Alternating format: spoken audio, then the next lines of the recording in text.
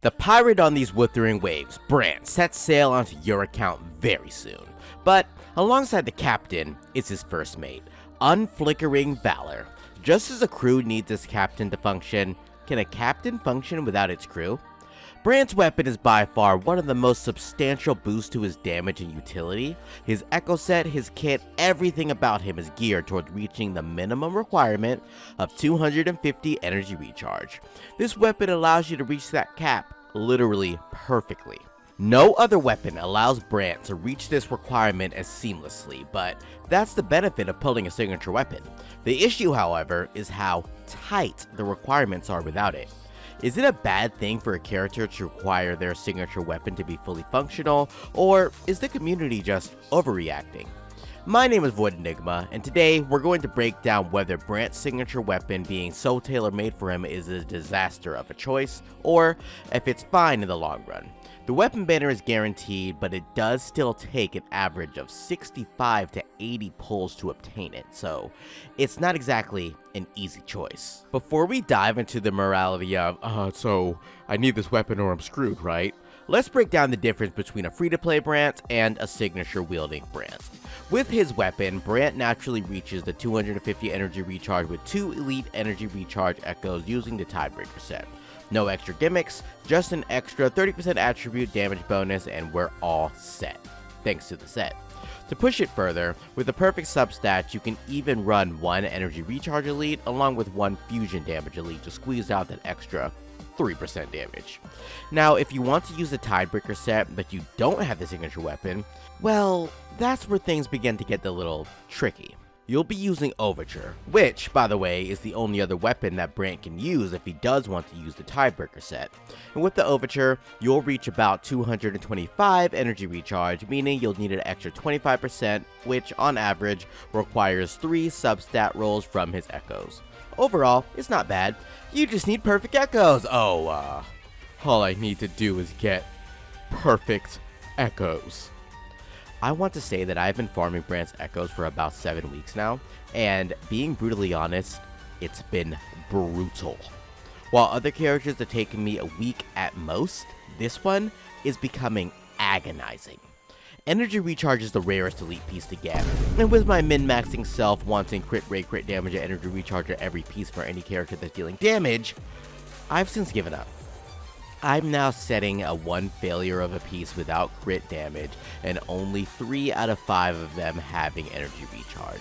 Did I mention that I still haven't gotten a 4-cost dragon with suitable stats? I've been killing this dragon for 2 months straight, and quite frankly, I'm really getting tired of it. Hey, maybe you'll have better luck than me. Either way, with enough perseverance, you can get a working set, especially if you give up on min-maxing. Sorry for the rant. But it's not horrible if you just want Brant to be a reliable shield or healer and do a bit of damage, but you know what's easier? Dropping the set entirely. It's easy to just blame the devs and say they shouldn't have designed the weapon to force the echo set, but in reality, Brant has a second best option, equipping the Emerald of Genesis standard 5-star weapon and using the Molten Rift set. For every 1% energy recharge that Brant has over 150%, Brant will get flat attack, which is further amplified by his Resonance Liberation. With the Molten Rift set, you'll ideally want to run double energy recharge, but even running 1 energy recharge elite piece and 1 fusion damage elite will actually only net you about a 5% loss. Not the end of the world.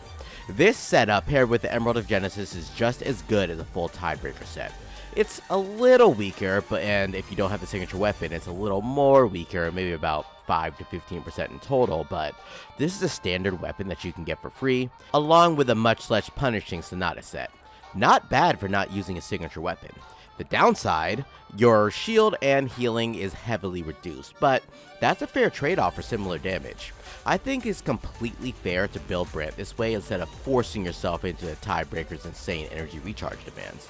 If you can meet the requirements, or better yet, work towards them gradually, great, use the Tidebreaker set. But until then, just settle for the Molten Rift set, especially if you don't have the signature weapon. Special thanks to a buddy of mine who pointed this out for me. They gave me some sweaty calculations on the differences between weapons and echoes, which then allowed me to share those details with you all. Now, let's talk about the implications of such an important weapon. There are only 2 characters in the game heavily gimped without their signature weapon. Yinlin and Brant. But Yinlin's case is a little different because her weapon is just so insanely good. It's so universal that it remains the second best option for nearly every rectifier character in the game. Zhezhi needs a weapon, use String Master. Just pulled an Encore, use String Master. Phoebe needs to annihilate things, simple, just use String Master. Yinlin? Why the hell are you all using my String Master? Brant's weapon, however, is only good on Brant, and I don't see that changing anytime soon. I have some issues with weapons that are so specialized that no one can use them, but the weapon banner is guaranteed, so at least there's no 50-50 gamble. Either you get it, or you don't. The problem with Brant's weapon, though, is that it screams, "You there on the Briggs! You need me or you won't survive these waves. You want to be a mid-tier deck-swabbing loser, or do you want to be a swashbuckling buccaneer?" And there are definitely ways around it, but you lose an entire part of his kit, the great survivability. Plus, you still kind of need energy recharge pieces with energy recharge, crit rate, and crit damage. I mean, yeah, Brant is kind of hard to build, even with the workarounds. But something easy that you can do is liking the video and subscribing. You've gotten this far, right? So you may as well just subscribe. So despite these methods existing to skip Brant's weapon altogether, the narrative has already been set. Brant is the hardest character to build. True.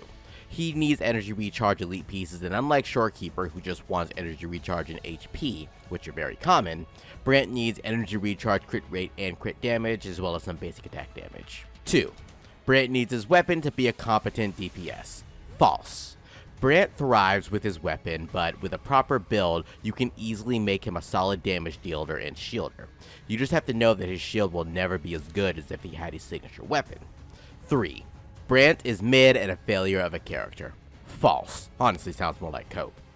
Brant won't be the best unit on your account, but he's very competent in the right hands. His place in the meta won't be groundbreaking, but he's a character that you pull for because you like him and his gameplay. If a beginner asks me, should I pull for Brant, my response would be, do you like Brant? Whatever answer you say, then that's my decision, whether it is yes, no, or maybe. This is a game about who you want. My job is to help you use who you want and not force you into the meta. Now, on the other hand, is Brant worth it from a meta perspective? It really depends. If you're good at quick swap and know how to play quick swap and you're good with actually being able to quick swap in characters, essentially you like using Chun-Li, then yes, he is amazing. Otherwise, he's probably not going to have the biggest impact on your account, but if you like him, there are ways to make him work no matter what. Go ahead and drop a like and subscribe if you enjoyed the video, and Brant is dropping soon and I've got a ton of content coming with him. Thanks so much for watching, and until next time, Enigma out.